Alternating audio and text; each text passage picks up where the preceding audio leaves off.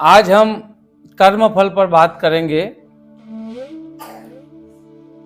मनुष्य के कर्म ही सुख और दुख का कारण होते हैं। दुनिया में सुख और दुख, यश या अपयश, ये जो कुछ भी है वो सब हमारा कर्मों का फल ही है। कर्म मतलब क्या क्या समझते हैं आप उसको? कर्म का मतलब क्रिया। हम कोई भी कार्य करते हैं उसे कर्म कहते हैं। तो हम जो भी कर्म करते हैं उसके फल के रूप में हमें जो प्राप्त होता है, चाहे सुख प्राप्त हो, चाहे दुख प्राप्त हो, यश प्राप्त हो, अपयश प्राप्त हो, वो सब हमारे कर्मों का फल ही है। गीता में भगवान श्री कृष्ण स्वयं कहते हैं कि मनुष्य अपना कर्म करते हुए ही जीवन में सिद्धि को प्राप्त करता है। यही ज्ञान और व्यक्ति योग का आधार है।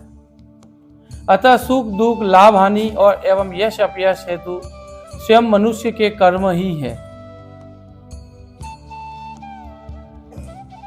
कर्म कितने प्रकार के होते हैं? कर्म 3 प्रकार के होते हैं: आगामी, संचित और प्रारब्ध। ज्ञान की उत्पत्ति के पश्चात ज्ञानी के शरीर के द्वारा जो पाप पुण्य कर्म होते हैं वे आगामी कर्म के रूप से जाने जाते हैं। जो हमने कर्म करते हम जा रहे हैं और जो सेव हो रहे हैं उसे संचित कर्म कहते हैं, और जिनका फल हम भोग रहे हैं उसे प्रारब्ध कर्म कहते हैं।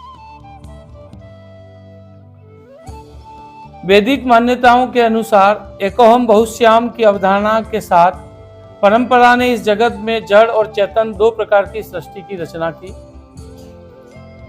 जीवों की सृष्टि के क्रम में उसने उसका संबल मंगल करने के लिए मनुष्य को बुद्धि विवेक से अलंकृत कर जीवों में श्रेष्ठतर स्थान प्रदान किया। इसलिए उस पर अन्य प्राणियों के योगक्षेम का भार भी था। इसके साथ ही इस सरलतम सिद्धांत का प्रतिपादन किया और मनुष्य के कर्म ही उसके सुख दुख का कारण बनेंगे। उसमें भगवान का कोई हस्तक्षेप नहीं होगा और वह तटस्थ भाव से केवल साक्षी और दृष्टा के रूप में रहेगा।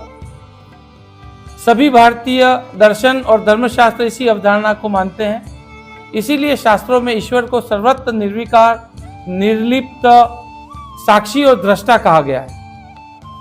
गीता में भगवान श्री कृष्ण स्वयं कहते हैं कि मनुष्य अपना कर्म करते हुए ही जीवन में संसिद्धि को प्राप्त करता है, और यही ज्ञान योग और भक्ति योग का ही कारण है।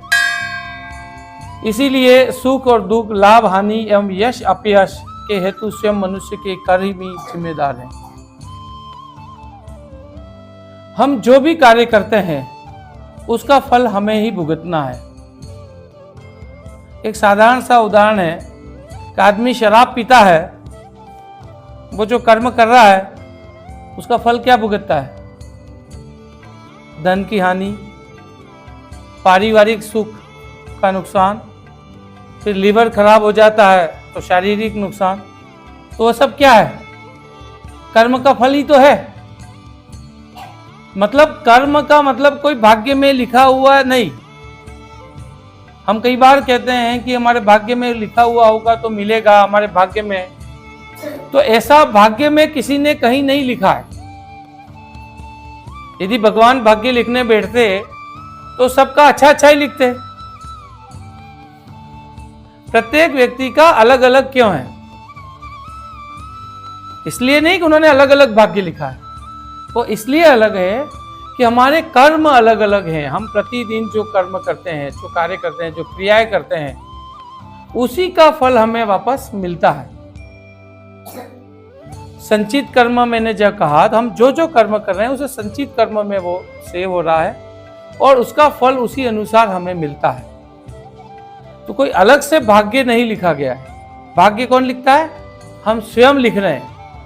हम जो कर्म कर रहे हैं उन्हीं कर्मों के माध्यम से हम हमारा भाग्य का निर्धारण कर रहे हैं। इसलिए हमें कर्म करते समय हमेशा ये ध्यान रखना चाहिए कि हम सत्कर्म ही करें, सत्म कर्म करेंगे तो सत्कर्मों का फल क्या मिलेगा? अच्छा फल मिलेगा। वही हमें भाग्य के रूप में वापस मिलना है, उसी को हमें भोगना है। इसलिए कर्मों करते समय जब भी हम कर्म कर रहे हो तो हमें इस बात का ध्यान रखना है कि हम सत्कर्म ही करें।